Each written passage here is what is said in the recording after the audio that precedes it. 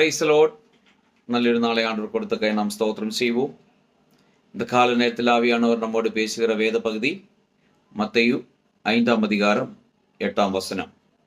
Matthew chapter 5 verse 8.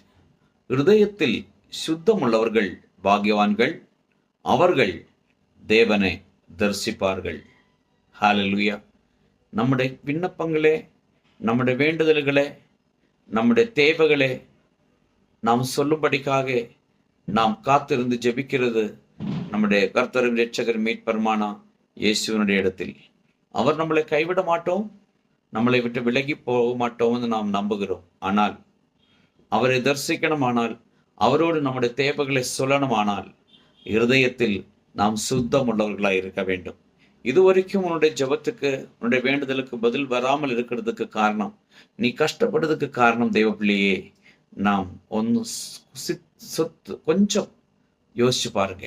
ஹிருதயத்தில் சுத்தம் இல்லாவிட்டால் இயேசுவே மன்னியும், இன்னைக்கு சுத்த ஹிருதயம் உள்ளவனா என்னை மாற்றுவீராக, நாம் உன்னை தரிசிக்க வேண்டும், என்னுடைய வாழ்க்கை மாற வேண்டும். அதுக்காக ஒப்பு கொடுப்போம். நல்ல ஆண்டவரை நன்றி செலுத்துகிறோம்.